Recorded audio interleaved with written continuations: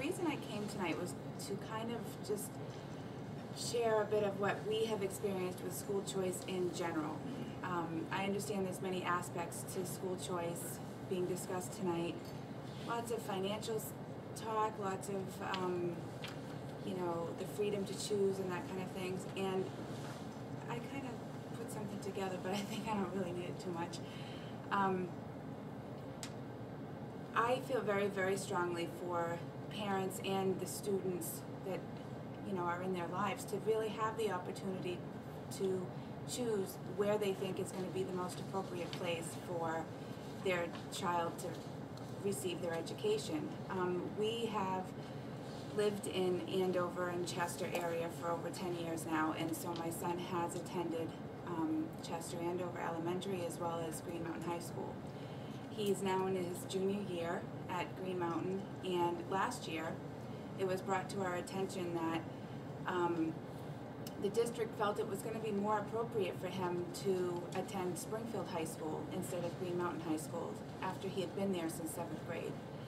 And of course we were quite concerned. It wasn't exactly brought to us in just that directive a manner. However, when we finally realized exactly what was happening, we started to ask questions, we started to have communications, and the basic gist of it all was because my son is part of the special education programs that had been available at Green Mountain. They felt that he would be better served here. Well, we strongly disagree, and we've been in, you know, many, many meetings, and with the Director of Special Services as well as the Superintendent of Windsor Southwest Supervisory Union. And it is still in the works over a year later what school they think is going to be most appropriate for him. We have explained to them on numerous occasions how detrimental this would be for him, what a change this would, you know, this type of a change for him would cause many, many aspects, many, you know, he would definitely regress in his educational progress, and it's challenged at best right now. So to suddenly suggest that in his last 2 years of high school that he go to a foreign school, and just to say, I am not debating the efficiency and effectiveness of Springfield High School at all. But what I'm saying is I think it would be most appropriate for my son to have the choice to attend the school he has been at, that he feels comfortable at, and not to feel as though he is being bullied out of his own school. That's his district. We moved there because we wanted to have him going to school in his own town, not being bused somewhere else and having to start all over again. And so, although my perspective is a little bit different than what I've been hearing here tonight, I think that this was an important opinion for you to hear because it directly affects students across Vermont, directly affects how they're receiving their education. Maybe other students might not be as vocal. Maybe other parents might not be as vocal. We're very, very involved and have always felt like we could execute our right to speak. I don't know what's going on in other towns. I just know that this can't happen. He can't be forced out of the school that he's attending, where, might I add, he has a really great program. He is thriving in that program. Why change it? It seems ludicrous. It seems just absolutely ridiculous that they would want to. So I appreciate the opportunity to speak with all of you on behalf of my family. Educational change takes time. And matter of fact, if you have a change that's designed to improve high school graduation rates as a K through 12 program, wait 13 years and don't do anything in the meantime. We've been buffeted as school boards by a series of changes coming from the federal government, from Montpelier, and it's very hard to assess what works and what hasn't worked. So that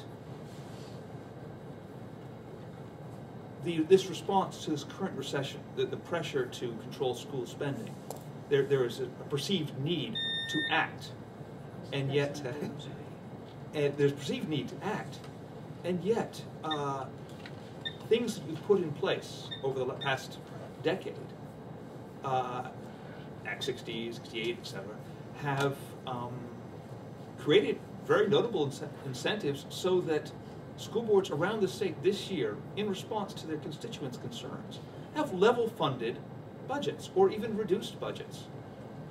I was just at the technical, Bells Falls Vocational Center Regional Advisory Board. Their budget's come down, and Bells Falls has been nearly level-funded for 5 years. So the incentives are already there for the boards to respond the right way. The goal is being achieved, and to a certain extent there is not a need on the direct cost line to change course. And if we change course right now and throw a new program in there, I'm very uncertain why it's being done.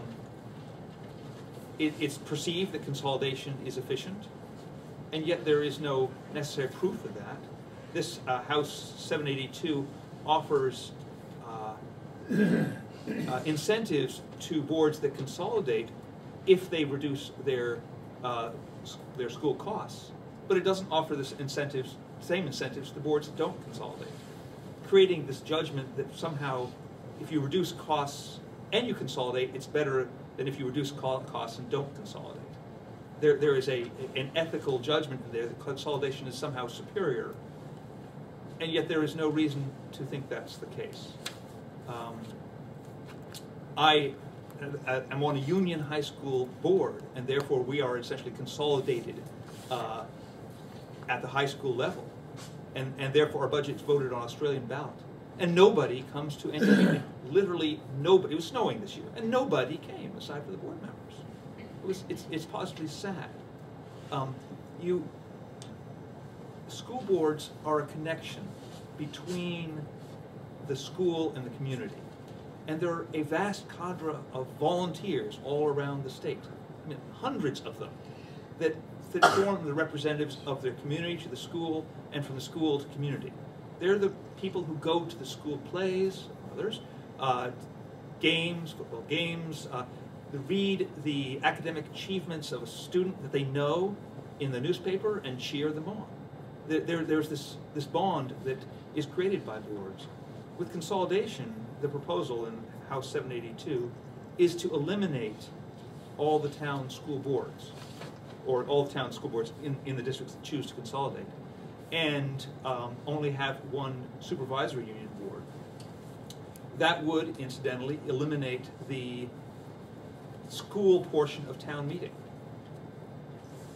And so, again, taking away the citizens' role in governance, because then there would then be only a district-wide annual meeting that assumably nobody goes to, and you'd vote the budget on an Australian ballot. So you're cutting off the schools from the community, and successful schools are often schools that have a lot of parent involvement, that have a lot of community involvement. So it's a real shame to lose that incentive, and it is also a real shame to hamstring our most basic form of democracy, which is town meeting, by cutting half of it away and saying don't bother with that.